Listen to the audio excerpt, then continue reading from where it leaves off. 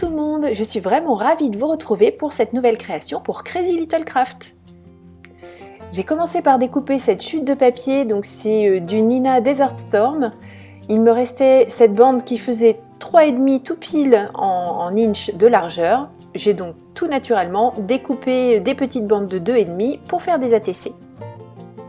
Ces ATC, je ne vais en faire que 2 avec vous. Je vais les tamponner en utilisant ma presse de précision. Et pour pouvoir faire un petit peu du tamponnage hors champ entre guillemets, je mets un morceau d'adhésif roulé sous ma carte, en ayant bien sûr pris soin de le passer sur mes vêtements pour ne pas abîmer le papier. Je dispose mes motifs de carottes, la carotte entière, la plus grande, et la carotte découpée sur le bas. Et par la suite, après avoir placé les petits masques correspondants qui sont dans la planche de tampon, je tamponnerai une seconde fois la grande carotte avec ses fans.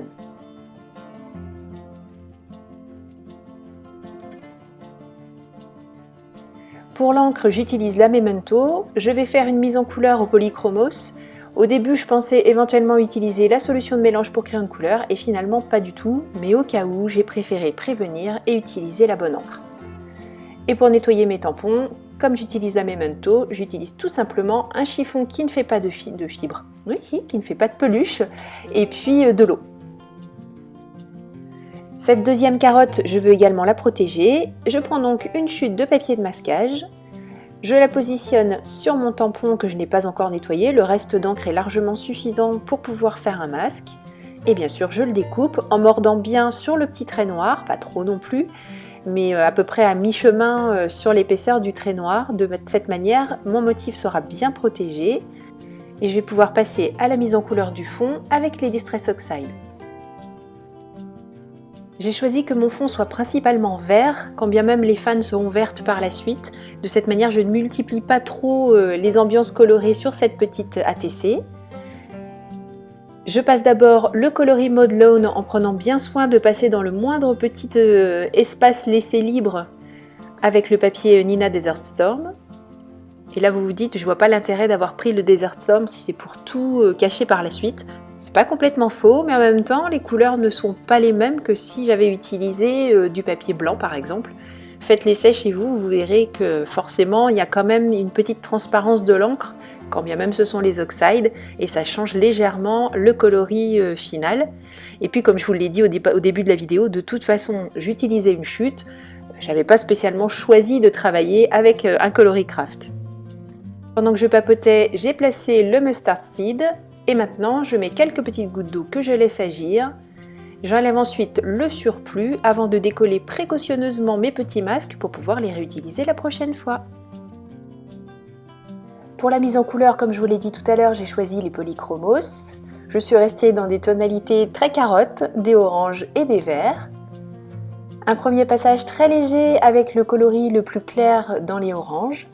Puis le coloris moyen pour commencer à marquer un petit peu des arrondis, des ombres. Les petits reflets, là, les petites stries sur les carottes. Faire la distinction entre l'intérieur de la carotte coupée et l'extérieur. Et un terracotta foncé, on va dire, je sais pas trop comment l'appeler, c'est pas vraiment un rouge, c'est plus vraiment un orange, c'est pas spécialement un marron. Bref, ça correspondait bien à ce que je voulais par rapport au foncé de la carotte. Et je repasse avec le orange parce que je veux pas que ce rouge, on va l'appeler rouge quand même, soit trop présent. Et chaque passage de polychromo c'est doux, même si là j'ai amélioré, non je l'ai pas amélioré, j'ai accéléré la vidéo en x4. Je n'appuie pas fort avec mon crayon, je veux que le dépôt de pigments soit délicat, de manière à pouvoir intervenir à nouveau. Le cas échéant aussi, comme je l'ai dit tout à l'heure, avec de la solution de mélange pour créer une couleur, et puis finalement non. Mais ce que je veux, c'est que ça se dépose par couches successives, que l'on ait de jolis fondus, sans faire briller le papier. Si on regarde les ATC à faux jour, je n'ai pas un côté brillant du dépôt de la couleur sur mon papier. Même chose pour les fans. Je n'ai pas hésité à multiplier les qualités de verre, les différents verres que j'ai utilisés, des foncés, des clairs, des un peu plus jaunes pour apporter de la luminosité et surtout faire en sorte que tous soient bien présents et donne un petit peu vie à ces fans de carottes.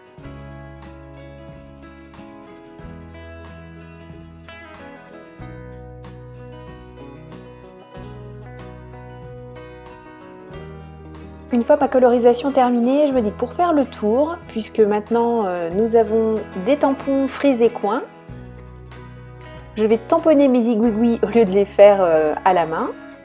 Je remets les masques pour pouvoir faire passer tous les petits coins que je vais tamponner derrière les carottes et ne pas me poser de questions, à savoir je mets quoi où. Et cette fois-ci, puisque je ne réinterviendrai pas avec des couleurs, je choisis la Versafine pour avoir une jolie définition de mes tampons. Je ne me suis pas remise dans la presse de précision, je me suis dit que ça allait très bien se passer avec mon plexi, sauf que, hops, là.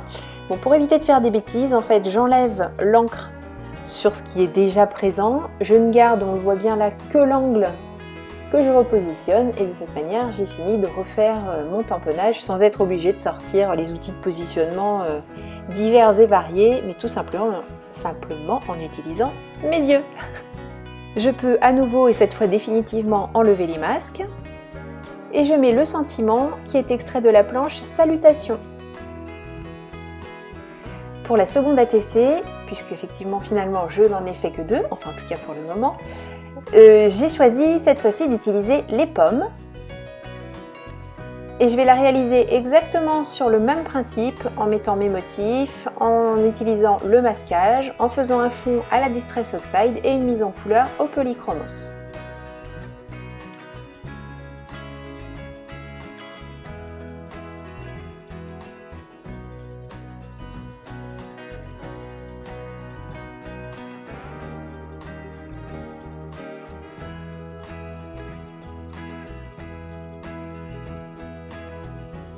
Je reste sur les deux mêmes couleurs de Distress Oxide, mais à l'inverse de tout à l'heure, cette fois-ci le fond sera plus jaune que vert. Le vert en fait va me servir à poser un cadre tout autour de l'ATC, puisque cette fois-ci il n'y aura pas de petites frises, parce que je ne voulais pas surcharger pour pouvoir rajouter mon sentiment facilement. Toujours dans l'idée de ne pas trop en rajouter, j'utilise la technique comme tout à l'heure des petites gouttes d'eau, ça va prélever un petit peu de couleur, rajouter des petits accidents, des petites choses, sans faire que l'œil est complètement perdu avec tout un tas de choses à analyser. Il restera vraiment focalisé sur le sujet de cette ATC, à savoir les petites pommes.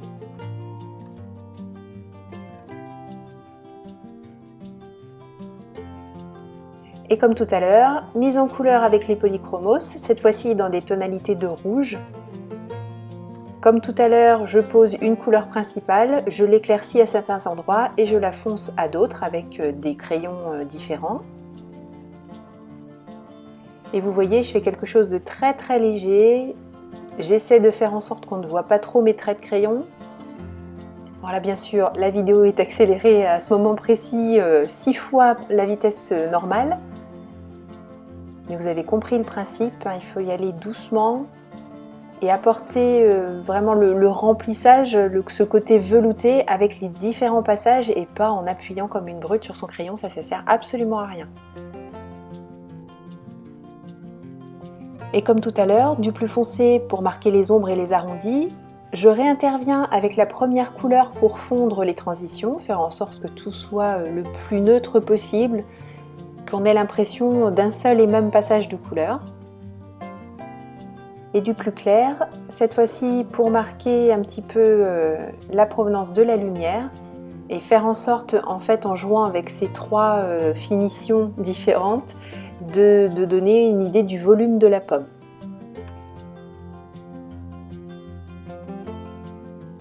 Vous voyez aussi, quelquefois, je tiens mon crayon un petit peu plus penché pour utiliser tout le côté de la mine et pas forcément uniquement la pointe. Et par contre, quand je me sers de la pointe, j'ai toujours des crayons parfaitement taillés, ou en tout cas le mieux possible. Je n'hésite pas régulièrement à retailler mes crayons. Pour l'intérieur de la pomme, même principe, un jaune très très clair qui répond un petit peu au jaune que j'ai utilisé pour faire le fond, toujours pour cette idée d'apporter de la luminosité. Et juste pour marquer les endroits où les pommes se chevauchent, un petit ton un peu beige, pour vraiment juste donner une idée d'ombre et une idée, alors là pas de volume puisque la coupe est droite, justement c'était aussi pour marquer un petit peu la différence avec le volume des pommes précédemment.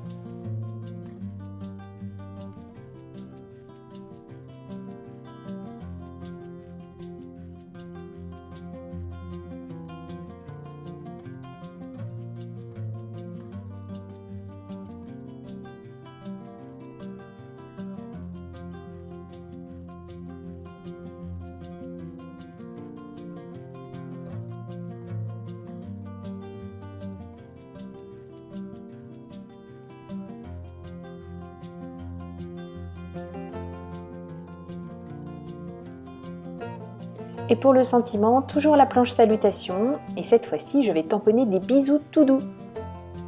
Alors en fait ces petites cartes, ce ne seront pas des ATC que je vais échanger avec des scrapeuses, je vais les garder parce que tous les jours je prépare un petit repas à emporter pour mon mari à son travail, et j'ai choisi de glisser de temps en temps, pas tout le temps, je ne voudrais pas qu'il prenne l'habitude que je sois gentille non plus, ça se saurait. Je vais lui glisser de temps en temps un petit mot un petit peu qui change un petit peu et qui j'espère lui donnera le sourire quand il ouvrira sa miam box du jour. Merci beaucoup d'avoir suivi cette vidéo, je vous fais plein de bisous, je vous donne rendez-vous très vite pour une nouvelle création pour Crazy Little Craft. Et vous le savez, d'ici là surtout prenez bien soin de vous, créez et partagez autour de vous. Bisous!